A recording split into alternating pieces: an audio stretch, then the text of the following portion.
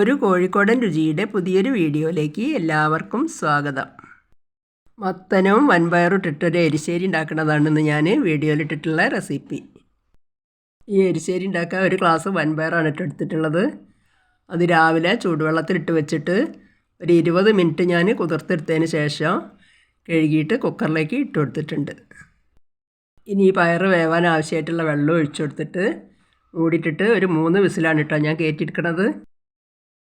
ഇത്രയും മത്തനാണ് എടുത്തിട്ടുള്ളത്. അത് തോലൊക്കെ കളഞ്ഞിട്ട് ഇതുപോലെ മുറിച്ചെടുത്തിട്ടുണ്ട്. ഇപ്പം 3 വിസിലൊക്കെ വന്നിട്ട് കുക്കർ ഓഫാക്കി വെച്ചതായിരുന്നു. തുറന്നു വെക്കുക. പയറ് നല്ലോണം വെന്ത് യോജിപ്പായി വന്നിട്ടുണ്ട് 3 വിസിലിന് തന്നെ. ഇനി കഴുകി വെച്ച മത്തൻ്റെ കഷ്ണം ഇതിലേക്ക് ഇട്ട് കൊടുക്കുക. ഇനി ഇതിലേക്കുള്ള പൊടികൾ ഇട്ട് കൊടുക്കുക. 1 ടീസ്പൂണ് മുളക് പൊടി, 1/2 ടീസ്പൂണ് മഞ്ഞൾപ്പൊടി,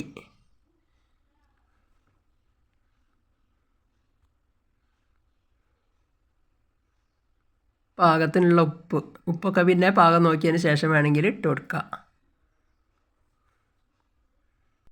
എന്നിട്ട് ഈ കഷ്ണങ്ങളും അരപ്പ് കൂടി ഒന്ന് ഇളക്കിയതിന് ശേഷം ഈ മത്തം വേവാൻ ആവശ്യത്തിന് ലേശം കൂടി വെള്ളം ഒഴിച്ചു കൊടുക്കുക. ഈ അരപ്പും പയറും കഷ്ണങ്ങളും ഒക്കെ കൂടി നല്ലോണം ഒന്ന് ഇളക്കി യോജിപ്പിച്ചതിന് ശേഷം മൂടിയിട്ടിട്ട് ഒരു 2 വിസിൽ കയറ്റിയെടുക്കുക.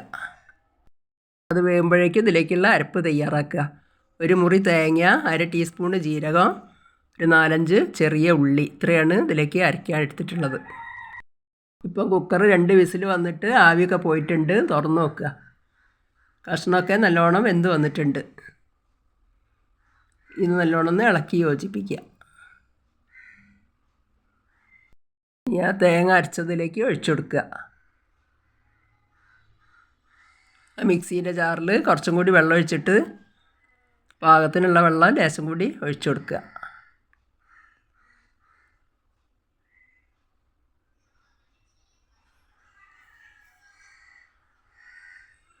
ഇനി നല്ലോണം ഒന്ന് ഇളക്കി യോജിപ്പിക്കുക. ഈ സമയത്ത് ഉപ്പോ എരിവോ എന്തെങ്കിലും വേണമെങ്കിൽ ഇട്ട് കൊടുക്കട്ടോ. ഞാൻ പാകം നോക്കിയ സമയത്ത് ലേശം എരിവും ഉപ്പൊക്കെ പാകം കുറവുണ്ടായിരുന്നു. അപ്പോൾ ഞാൻ ഒരു 1/4 ടീസ്പൂണ് മുളക് പൊടിയും കൂടി ഇട്ട് കൊടുത്തിട്ടുണ്ട്. ഒരു 1/4 ടീസ്പൂൺ ഉപ്പ് ഇട്ട് കൊടുത്തിട്ടുണ്ട്. പിന്നെ എനിക്ക് കറിക്ക് ഒരു മഞ്ഞ കളർ ഇല്ല തോന്നി, അപ്പോൾ ഞാനൊരു 1/4 ടീസ്പൂണ് മഞ്ഞൾപ്പൊടിയും കൂടി ഇട്ട് കൊടുത്തിട്ടുണ്ട്. ഇനി അത് ഈ തേങ്ങയൊക്കെ തിളയ്ക്കുന്ന സമയത്ത് നല്ലോണം തിളച്ച് വെന്ത് വരട്ടെ. വൻപയറിട്ട് കറി വയ്ക്കുന്ന സമയത്ത് ആ പയറിൻ്റെ കളറാണ് കറിക്ക് ഉണ്ടാവുക. ഇനി ഇതിലേക്ക് കുറച്ച് കറിവേപ്പില ഇട്ട് കൊടുക്കുക. എന്നിട്ട് ഇതൊക്കെ കൂടി ഒന്ന് നല്ലോണം തിളച്ച് വരട്ടെ.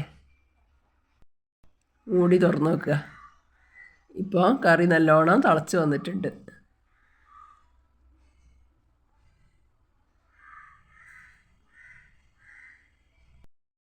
ഇപ്പം മമ്പയറും മത്തനൊക്കെ നല്ലോണം വെന്ത് പാകമായിട്ട് വന്നിട്ടുണ്ട്. ഇനി ഗ്യാസ് ഓഫാക്കുക. ഇനി ഇതിലേക്കൊരു വറവ് ചേർത്തി കൊടുക്കണം. അതിനൊരു ചീനച്ചട്ടി അടുപ്പത്ത് വെച്ചിട്ടുണ്ട്. ചട്ടി ചൂടായി വന്നപ്പോൾ കുറച്ച് വെളിച്ചെണ്ണ ഒഴിച്ച് കൊടുത്തിട്ടുണ്ട്. അതിലേക്ക് ഒരു 1/2 ടീസ്പൂണ് കടുകിട്ട് പൊട്ടിക്കുക.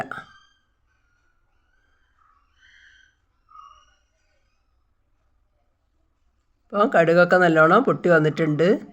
ഇനി അതിലേക്ക് ഒരു 2 വറ്റൽമുളക് മുറിച്ചതിട്ട് കൊടുക്കുക. ലേശം കറിവേപ്പില ഇട്ട് കൊടുക്കുക.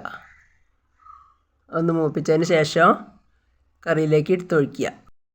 ഈ എരിശ്ശേരിയിൽ തേങ്ങ വറുത്തിട്ട് ചേർത്തിയാലും നല്ല ടേസ്റ്റാണ്. ഞാനിപ്പോൾ അത് രാവിലെ അതിനെക്കൊണ്ട് അതിനൊന്നും സമയമില്ലാത്തതിനെക്കൊണ്ട് തേങ്ങയൊന്നും വറുത്ത് ചേർത്തിയില്ല. അങ്ങനെ തന്നെയാണ് വറവിട്ടത്. അങ്ങനെ ഒരു അടിപൊളി വൻപയർ മത്തനരിശ്ശേരി ഇവിടെ റെഡി ആയിട്ടുണ്ട്. ഇനി ഇതൊരു പാത്രത്തിലേക്ക് മാറ്റിയിട്ടുണ്ട്.